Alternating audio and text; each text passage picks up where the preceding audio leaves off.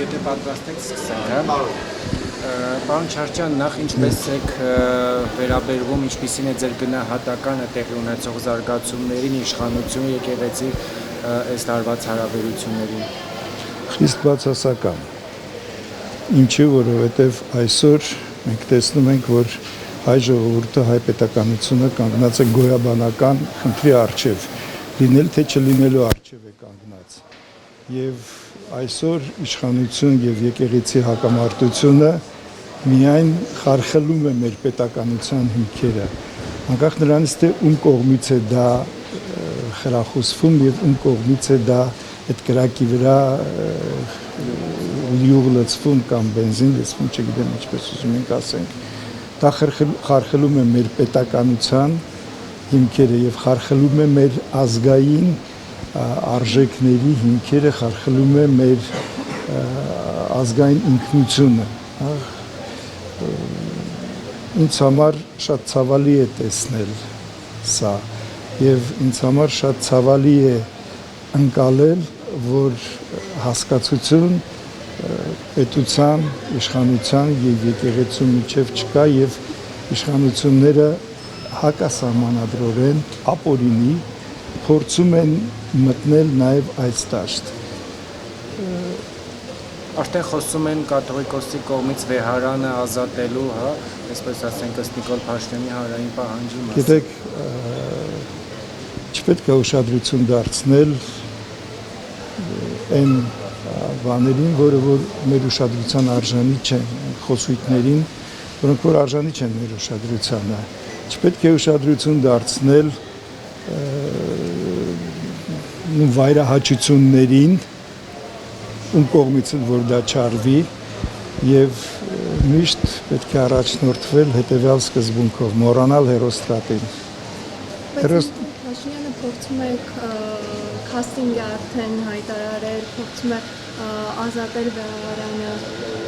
հանձնաժողովը։ Իսկ ինքը կարող է դա անել։ Բայց արդեն կոչ է, չէ՞, հանձնաժողովը։ Շատ բան է անում, իսկ ով իրան լսեց։ Ով լսեց, կոչ էր անում մյուս կրոնական միավորներին, բոլոր կրոնական միավորները միաբերան, միանշանակ ասեցին, որ չեն միանա հայ առաքելական Սուրբ եկեղեցու դեմ պայքարին։ Միգուցե դրա հետ է կապված, որ արդեն որոտորենե ստատուս չի գրում Նիկոլ Փաշինյանը։ Գիտեք, այդպիսի տեխնոլոգիա կա, որ փորձում են օվերտոնի պատուհանը բացել, տեսնել կկարողանան, թե չեն կարողանա։ Երբ որ տեսնում են, որ մի թեթև ուժը կարող է հաղթել իրենց ուժը, մի թեթև ատամը կարող է գցել, փորձում են առաջ գնալ։ Բացեցին օվերտոնի պատուհանը, տեսան, որ հայ առաքելական եկեղեցին եւ ներքուստ եւ ժողովրդի կողմից շատ կուռ է, շատ միահամուռ է, տեսան թե ինչ էր կատարվում օդանավակայանում, երբ որ ասեղ գցելու տեղ չկար, վեհապարին գիշերը ժամը 2-ին դիմավորելու ժամանակ, երբ որ տեսան, որ իրենց այս ապօրինի գործողությունների, անհիմն գործողությունների հետևանքով եւ պատարակների մասնակցությունը կրկնապատկվել է, եռապատկվել է, ես երեք պատարակի էի Մայրաթոռում, Մայրաթոռի տաճարը, մայր տաճարը ամբողջովին լի էր եւ ասեն, որ Մայրաթոռի ամբողջ տարածքում բազմահազար ժողովուրդ կար։ Պարոն Չարչյան, տեսեք, այսինքն դուք կարծում եք հարցն է արհեստական, հա, օրինակ, որ որոշ հոգեվորականներ ըստ իշխանության ուսակրոնության ուխտը խախտել են, թե առհասարակ նման բան չէր կարող լինել։ Դեք ես այդ ուսակրոնության ուխտը խախտելուն ընդհանրապես չեմ ուզում պատասխանել, որովհետեւ դա աշխարհիկ տիրույթում չէ։ Դա մեր եկեղեցական տիրույթում է եւ թող իրենց միջ որոշեն այդ ուխտը խախտել են թե չեն խախտել եւ այդ ուխտը խախտելու համար ինչ պատասխանատվություն պետք է ենթարկվեն։ Դա իմ մտքի տիրույթում չէ։ Դա սոսկ եկեղեցական տիրույթում է։ Մենք գիտենք, որ դուք վեհապարի հետ բավականին մտերիմ եք եւ իդեպ ես եկեղեցապատկան կապվում իր հետ։ Ես Իզմիլյան հիվանդանոցի միակ բաժնետերը հայ առաքելական Սուրբ եկեղեցին է, իսկ ես եկեղեցապատկան կառույցի ղեկավար եմ։ Այնքանով որ մեր մտերմությունը այո խոնարհվում են վեհապարի առջև, որպես հայ Առաքելական Սուրբ եկեղեցու առաջնորդ, որպես օծյալ կաթողիկոս, որպես մարդ, որը որ ահռելի մեծ աշխատանք կատարեց եկեղեցու համար, նայեք այսօր եպիսկոպոսած դասին, նայեք այսօր հայր սուրբերին, կուսակրոններին, նայեք այսօր եկեղեցուն, մինչև վեհապարի գահակալությունը Մայրաթորի տարածքում կար ընդամենը 16 շենքշինություն, հիմա 35 ավելի եւ ավելի զարգանում է։ Մտեք եկեղեցի եւ հիշեք 25 տարի առաջ, 26 տարի առաջ ինչ չուլանացված է, լսել եք այդ խոսքը։ Դե գլուխները պատով են տալիս, ասում են, ներողություն։ Ով որ այդպես ասում են, դա Փաշինյանն է ասել։ ես չգիտեմ ով է ասել, ինձ չի հետաքրքրում ով է ասել։ Դուք եք ասում, հա, որ Նիկոլ, ես չեմ լսել այդպես բան, հա։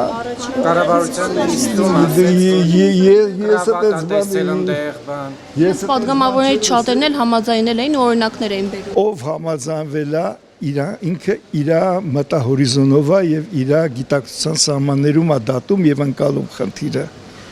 Իսկ ինչ վերաբերվում է այդ որոշապի անկված կամ կիսանկված եկեղեցիներին, ասեմ ձեզ, որ դրանք գտնվում են ոչ թե Մայրաթոր Սուրբ Էջմիածնի, այլ կրթության գիտության նախարարության բալանսի վրա եւ պարտավոր է վերականգնել հենց ինքը կառավարությունը դրանք։ Եվ ասեմ ավելին, որ բազմիցս հայ առաքելական Սուրբ եկեղեցին դիմել է կառավարությանը, որպեսզի այդ եկեղեցիները անկված, խոնարհված եկեղեցիները վերցնի իր բալանսի վրա եւ ինքը վերականգնի, սակայն այսպես ասած հասկացություն չի ստացել։ Դրա համար ներողություն, ամեն մարդ թող պատասխան տա իր աշխատանքի տիրույթում։ Պարոն Չարչյան, իսկ ձեր համար հոգևորականների ու եկեղեցու պատասխանը համարժեք է, նույն վարչապետին իր տիկնոջը, որովհետև շատերը հենց դրա համար քննադատում են, ասում են, որ բավարար չի, պատասխանը համարժեք չի։ Ինձ համար խիստ դրական էր այդ պատասխանը, շատ մտածված, շատ խոհեմ եւ այդ պատասխանը իր մեջ պարունակում էր նաեւ ինչ որտեղ իրավիճակը հանդարտացնելու խնդիր, որովհետեւ ես իմ կյանքի գերագույն դասը ստացել եմ այն օրը, երբ որ փոքրիկ էքսկուրս անեմ, հա, այն օրը, երբ որ վեհապարի անձի դեմ գնդեվազում ոտնձգություն եղավ։ Մենք երեկոյան գիշեր ժամը 10-ն էր Մայրաթորում սպասում էինք վեհապարին, վեհապարն եկավ, մոտ 2-3 հազար մարդ էր հավաքված։ Եվ այդ ժամանակ մարդիկ ասեցին, որ գնանք քայլերթով Էջմիածնից դեպի իշխանություն, դեպի հանրապետության հրապարակ, դեպի կառավարության շենք, բոլորին հանդարտացրեց, բոլորին վեհապարը խնդրեց, որ հանգիստ լինեն, ապա դրանից հետո գիշերը ժամը 2-ն էր 7 հոգով, 7 անձով վեհապարի մոտ թե էինք խմում, ինչ որ մեկը համարձակվեց ասել վեհապար, վաղը հայտարարություն տանք, որ ձեր անձի նկատմամբ այսպիսի բան են արել, ասեց չփորձվեք երբեք։ Մի մոռացեք, որ ես համայն հայության ամենայն հայոց հայրապետն եմ, անգամ այն մոլորյալների, ովքեր որ իմ անձի նկատմամբ այսօր ոտնձգություն են արել, այս սա է իմաստությունը, սա է մեծությունը, սա է հայրապետությունը եւ Մայրաթորի վերջին պատասխանը այս ոճով էր, այս դիրքերից էր արված։ Եթե ընտանիքում զավակներից որևէ մեկը ինչ որ չարություն է անում կամ ինչ որ օրինազանցություն է անում կամ զանցանք է գործում, հայրը պետք է մնա իր բարձր մակարդակին, ինչպես դա արվեց Մայրաթորի կողմից, ինչպես դա արվեց հայրապետի կողմից։ Պարոն Չարչյան, իսկ առիթ ունեցել եք այս ընթացքում վեհապարի հետ շփում ունենալու եւ առերևույթ բավական հանդարտ է, բայց արդյոք իրապես չի խռովում այս իրավիճակը նաեւ իրեն։ Գիտեք, վեհապարը նույնպես մարդ է, իր բոլոր հույզերով, իր բոլոր այն ինչ որ բնորոշ է մարդուն անձին։ Սակայն վեհապարը այնքան մեծ է եւ այնքան իրապես վեհ է, որ երբեք ոչ մեկին ցույց չի տալիս։ Այո, մի քանի անգամ, 3 նույնպես հանդիպել եմ, դրանից մի օր առաջ նույնպես հանդիպել եմ վեհապարին։ Վեհապարը իր բարձրության վրա է եւ իր հանդարտության վրա է եւ իր հույսն է առ Աստված։ Պարոն Պարոն Չարչյան, Ձեզ։ մի այսպիսի հարց նախ տարօրինակ է իսկապես, որ բժիշկները չեն արձագանքում, որովհետև հաճախ Իսկ ով ասես չեն արձագանքում։ թույլ տվեք շարունակել, հաճախ են Փաշինյանի ելույթները ոչ adekvat համարել մի շարք մարդիկ, այդ թվում իրավաբաններ։ Ես չեմ կարծում իհարկե, շատերը չեն կարծում, որ ինքը իրեն սրախոխող է անում, բայց մյուս կողմից այստեղ կոչ արվեց նախ բժիշկներին կազմակերպել այսպիսի մի քննարկում եւ վերլուծել նրա վարքագիծը արդեն ձեր մասնագիտական տեսանկյունից, մյուս կողմից բժիշկները հասարակության մեջ մտավորականության բարձր շերտ են համարվում, նորակով շերտ են համարվում։ Բժիշկները լինում էին միտինգներին, բայց բժիշկները այսօր ավելի ակտիվ չարձագանքեցին վեհապար հոր դեմ, եկեղեցու դեմ այս զազրախոսությանը եւ արշավին։ Ինչ ասեմ, որոշակիորեն համաձայն եմ ձեզ հետ, այո, համաձայն եմ ձեզ հետ, բայց այն, որ ձեր ասեցիք, ձեր հարցի առաջի հատվածը, դա ավելի շատ իրավական տիրույթում է գտնվում եւ ոչ բժշկական տիրույթում, որպեսզի կարողանան որևէ մեկին որևէ եզրակացություն տալ կամ որևէ մեկի արարքին բուժական եզրակացություն տալ, բժշկական եզրակացություն, դրա համար պետք է լինի փորձագիտական հանձնաժողով։ Այսինքն Փաշինյանին նրա առողջական վիճակը եւ նրա խոսքը գնահատելու համար պիտի փորձագիտական հանձնաժողով։ Այո, մնացյալ բոլոր եզրակացությունները դրանք գտնվում են անձնական ընկալման տիրույթում։ Իսկ ի՞նչն է խանգարում այդպիսի հանձնաժողով ձևավորելու, հատկապես որ այդպիսի հանձնաժողով պետք է ձևակերպի առողջապահության նախարարությունը։ Դուք կարծում եք քաղաքական թիմի անդամ այդ հանդգնությունը կունենա։ Իհարկե ոչ։ Այդ դեպքում ինչու հանուն պետության ու ավելի հանուն հարժեքների, այո, չանեք դուք, որովհետև շատերը ես Տարոնը Տոնոյան եւ շատ այլ մասնագետներ, ովքեր այդ կարողություններն ու բավարար հեղինակությունը ունեն։ Լսեք, դուք հիմա անցնում եք պրովոկացիոն դաշտ։ Ես չեմ ուզում ձեզ պատասխանել, որովհետև իմ պատասխանը կարող է շատ կոշտ հնչել ձեզ համար։ Մեզ համար։ Ձեզ համար, անձամբ ձեր հարցի համար։ Հարցի համար։ Լավ, իսկ բժիշկները հնարավոր է, որ այսպիսի միջոցառում նաև նախաձեռնեն։ Գիտեք, որպես մտավորականներ, ովքեր գուցե անհանգստություն ունեն եւ վախեր ունեն պետականության 5 օր հետո կազմակերպություն կա առողջապահության կազմակերպիչների հասարակական ՀԿԵ, հա, որը որ 5 օր հետո առողջապահության նախարարության հետ միատեղ շատ արքով փառքով նշելու է բժշկի միջազգային օրը, ամսի 21-ին երեքից կարողան, հա, եւ գնալու են Գյումրի եւ այլն։ Երբ որ ինձ առաջարկեցին մասնակցել այդ միջոցառմանը, ես ասացի հաճույքով կմասնակցեմ, սակայն այն դեպքում, երբ որ դուք որոշակիորեն գնահատական տակ ինչ է կատարվում երկրում, որպես հասարակական կազմակերպություն, վեհապարի դեմ մեր իշխանությունների, այսպես ասած, արշավին։ Ինձ ձայնս մնաց ձայն բարբարով նպատակ։ Այսինքն ձեզ ուղղված հրավերը ՀԿ-ի կողմից է եւ ոչ թե նախարարության ՀԿ-ի կողմից է եւ նախարարության եւ ՀԿ-ի կողմից է։ Ես իրենց առաջարկեցի, խնդրեմ, ես կմասնակցեմ, սակայն այս պայմաններով։ Գնահատեք ինչա կատարվում երկիրը։ Եղբայր, երկիրը գահավիժում է, այդ համայնք, այո, այդ համայնքն էլ բավական քաջություն չունի, հարգելի բժիշկ գործընկերներ։ Այո, երկիրը գահավիժում է, դուք իրար մեդալ եք տալիս ու թուղթ եք տալիս, ինչ-որ պատվոգիր եք տալիս։ Որում երևի գումարներով։ Չգիտեմ, այդ արդեն բացարձակապես ինձ չի հետաքրքրում։ Իսկ ինչից են վախենում ձեր հետ կատարվածից, քաղաքացիների հետ կատարվածից, ինչու են ձեր կարծիքով նույնիսկ մասնավոր կլինիկաների ղեկավարները կամ ավելի բարձր, այսպես մարդիկ գիտական կոչում ունեցող մարդիկ, որոնք իրենց անկախությունը երևի թե ունեն, ինչու են կաշկանդվում կամ վախենում կարծիք հայտնել։ Նրանք ընդհանրապես լուռ են։ Անկախություն ունեն։ Ես ձեր հարցին պատասխանեցի։ Չգիտեմ։ Աշխատացրեք ձեր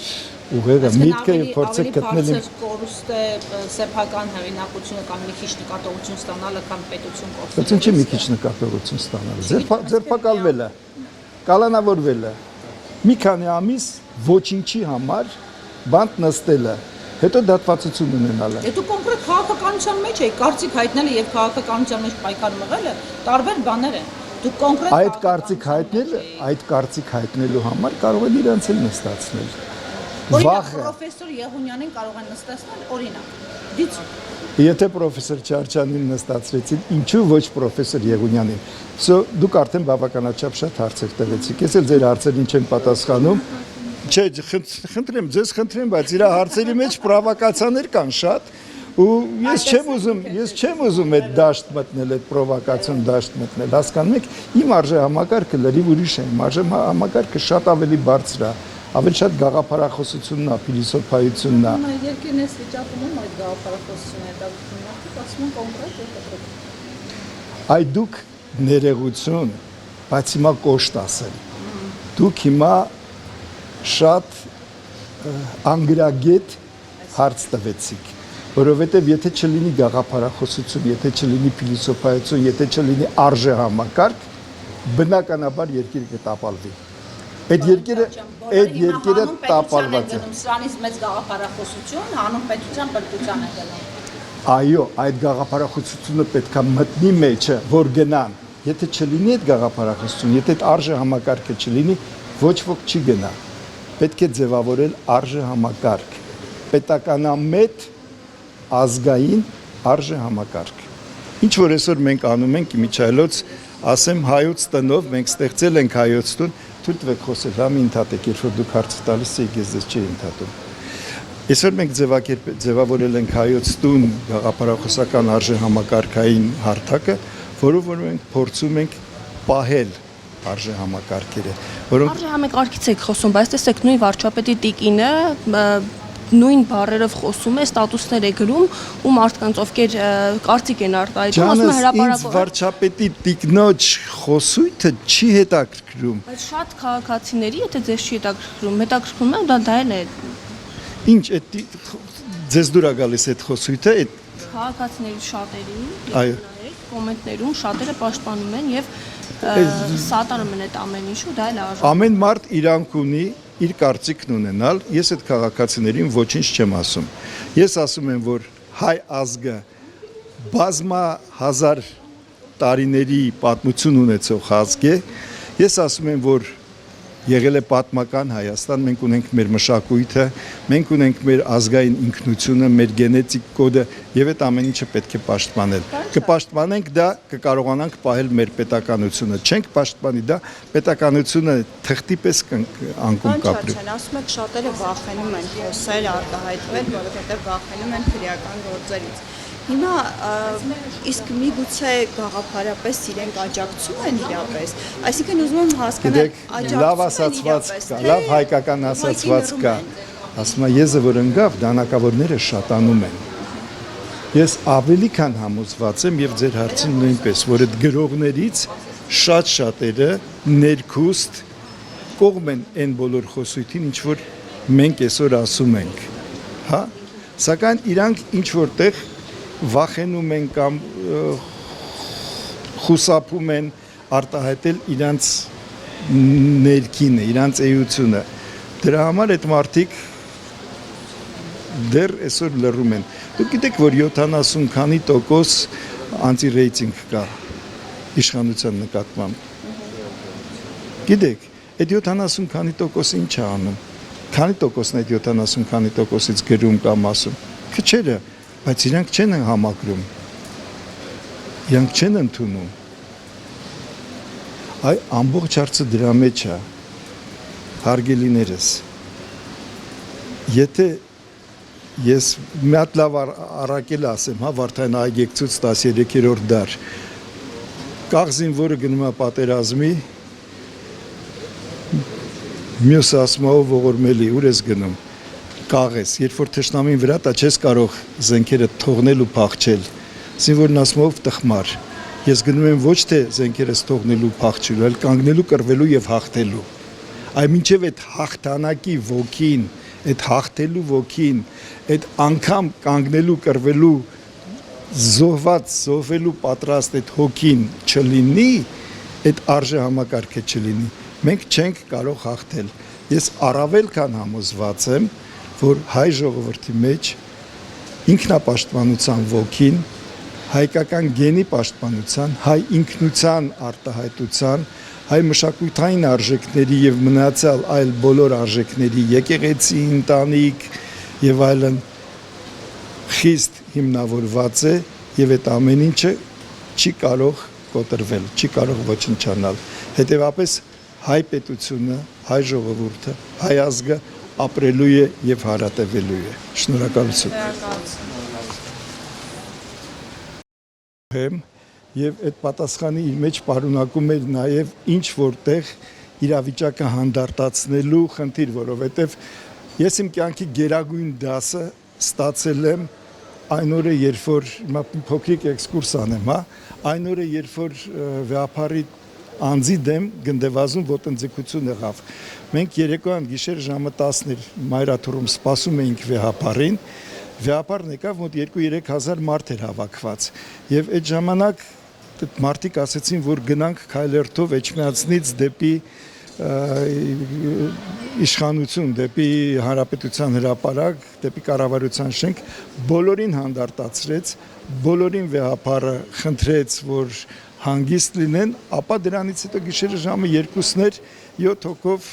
7 անձով վեհապարի մոտ թե էինք խմում, ինչ որ մեկը համարձակվեց ասել վեհապար, վաղը հայտարարություն տանք, որ ձեր անձի նկատմամբ այսպիսի բան են արել, ասեց չփորձվեք երբեք։ Մի մոռացեք, որ ես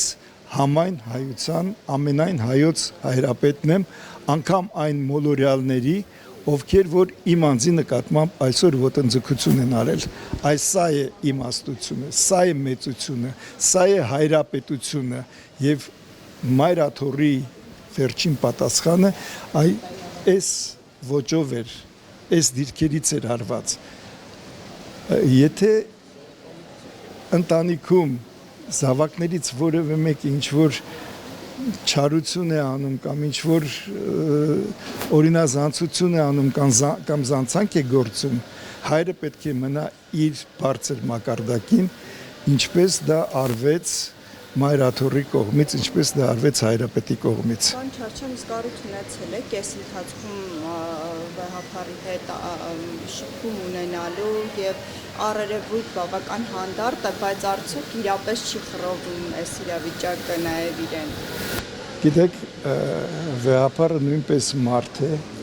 իր բոլոր հույզերով, իր բոլոր այն ինչ որ բնորոշ է մարդուն անձին։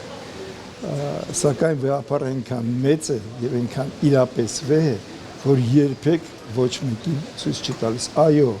մի քանի անգամ, 3 նույնպես հանդիպել եմ, դրանից մի օր առաջ նույնպես հանդիպել եմ վեհապարին։ Վեհապարը իր բարձրության վրա է եւ իր հանդարտության վրա է եւ իր հույսն է առ Աստված։ Պարոն Չարչյան, բարև։ Մի այսպիսի հարց, նախ տարօրինակ է իսկապես, որ բժիշկները չեն արձագանքում, որովհետև հաճախ են ասես չեն արձագանքում։ Թույլ տվեք շարունակել, հաճախ են Փաշինյանի ելույթները ոչ ադեկվատ համարել մի շարք մարդիկ, այդ թվում իրավաբաններ։ Ես չեմ կարծում իհարկե, շատերը չեն կարծում, որ ինքը իրեն սրախոխող է անում, բայց մյուս կողմից այստեղ կոչ արվեց նախ բժիշկներին կազմակերպել այսպիսի մի քննարկում եւ վերլուծել նրա վարքագիծը արդեն ձեր մասնագիտական տեսանկյունից, մյուս կողմից բժիշկները հասարակության մեջ մտավորականության բարձր շերտ են համարվում, որակով շերտ են համարվում։ Բժիշկները լինում էին միտինգներին, բայց բժիշկները այսօր ավելի ակտիվ չարձագանքեցին վեհապար դեմ, եկեղեցու դեմ այս զազրախոսությանը եւ արշավին։ Ինչ ասեմ, որոշակիորեն համաձայն եմ ձեզ հետ, այո, համաձայն եմ ձեզ հետ, բայց այն որ ձեր ասեցիք ձեր հարցի առաջի հատվածը, դա ավելի շատ իրավական տիրույթում է գտնվում եւ ոչ բժշկական տիրույթում, որպեսզի կարողանան որևէ մեկին որևէ եզրակացություն տալ կամ որևէ մեկի արարքին բուժական եզրակացություն տալ, բժշկական եզրակացություն, դրա համար պետք է լինի փորձագիտական հանձնաժողով։ Այսինքն Փաշինյանին նրա առողջական վիճակը եւ նրա խոսքը գնահատելու համար պիտի փորձագիտական Այո, մնացյալ բոլոր եզրակացությունները դրանք գտնվում են անձնական ընկալման տիրույթում։ Իսկ ի՞նչն է խանգարում այդպիսի հանձնաժողով ձևավորելու, հատկապես որ Այդպիսի հանձնաժողով պետք է ձևակերպի առողջապահության նախարարությունը։ Դու կարծում ես քաղաքական թիմի անդամ այդ հանդգնությունը կունենա։ Իհարկե ոչ։ Այդ դեպքում ինչու հանուն պետության ու ավելի հանուն հարժեքների, այո, չանեք դուք, որովհետև Ես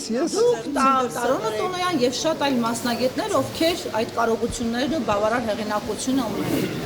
Լսեք, դուք հիմա անցնում եք պրովոկացիոն դաշտ։ Ես չեմ ուզում ձեզ պատասխանել, որովհետև իմ պատասխանը կարող է շատ կոշտ ձեզ համար։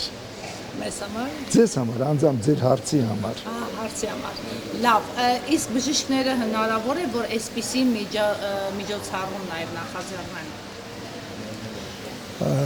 Գիտեք, որպես մտավորականներ, ովքեր գուցե անհանգստություն ունեն եւ վախեր ունեն պետականության 5 օր հետո կազմակերպություն կա առողջապահության կազմակերպիչների հասարակական ՀԿ-ը, որը որ 5 օր հետո առողջապահության նախարարության հետ միատեղ շատ արքով, փառքով նշելու է բժշկի միջազգային օրը, ամս 21-ին է չեմ սխալվում, հա? Եվ գնալու են Գյումրի եւ այլն։ Երբ որ ինձ առաջարկեցին մասնակցել այդ միջոցառմանը, ես ասացի հաճույքով կմասնակցեմ, սակայն այն դեպքում, երբ որ դուք որոշակիորեն գնահատական տակ ինչ է կատարվում երկրում, որպես հասարակական կազմակերպություն, վեհապարի դեմ մեր իշխանությունների, այսպես ասած, արշավին։ Ինձ ձայնս մնաց ձայն բարբարո անապատի։ Այսինքն ձեզ ուղղված հրավերը ՀԿ-ի կողմից է եւ ոչ թե նախարարության ՀԿ-ի կողմից է եւ նախարարության եւ ՀԿ-ի կողմից է։ Ես իրենց առաջարկեցի, խնդրեմ, ես կմասնակցեմ, սակայն այս պայմաններով։ Գնահատեք ինչա կատարվում երկիրը։ Եղբայր, երկիրը գահավիժում է, այդ համայնքն էլ բավական քաջություն չունի, հարգելի բժիշկ գործընկերներ։ Այո, երկիրը գահավիժում է, դուք իրար մեդալ եք տալիս ու թուղթ եք տալիս, ինչ-որ պատվոգիր եք տալիս։ Որում երևի գումարներով։ Չգիտեմ, այդ արդեն բացարձակապես ինձ չի հետաքրքրում։ Իսկ ինչից են վախենում ձեր հետ կատարվածից, քաղաքացիների հետ կատարվածից, ինչու են ձեր կարծիքով նույնիսկ մասնավոր կլինիկաների ղեկավարները կամ ավելի բարձր, այսպես մարդիկ գիտական կոչում ունեցող մարդիկ, որոնք իրենց անկախությունը երևի թե ունեն, ինչու են կաշկանդվում կամ վախենում կարծիք հայտնել։ Նրանք ընդհանրապես լուռ են։ Անկախություն ունեն։ Ես ձեր հարցին պատասխանեցի։ Չգիտեմ։ Աշխատացրեք ձեր ուղեղը, միտքը եւ փորձեք գտնել իմ կորուստ է սեփական հեղինակությունը կամ մի քիչ նկատողություն ստանալը կամ պետություն կորստը։ Բայց ինչի մի քիչ նկատողություն ստանալը։ Ձերբակալվելը, կալանավորվելը, մի քանի ամիս ոչինչի համար բանտ նստելը, հետո դատվածություն ունենալը։ Դու կոնկրետ քաղաքականության մեջ եք, կարծիք հայտնելը եւ քաղաքականության մեջ պայքար մղելը տարբեր բաներ են։ Դու կոնկրետ այդ կարծիք հայտնելու համար կարող են իրենց էլ նստացնել։ Օրինակ պրոֆեսոր Եղունյանին կարող են նստացնել, օրինակ։ Դիցու։ Եթե պրոֆեսոր Չարչյանին նստացրեցին, ինչու ոչ պրոֆեսոր Եղունյանին։ Դուք արդեն բավականաչափ շատ հարցեր տվեցիք։ Ես էլ ձեր հարցերին չեմ պատասխանում։ Չէ, խնդրեմ, ձեզ խնդրեմ, բայց իր հարցերի մեջ պրովոկացիաներ կան շատ։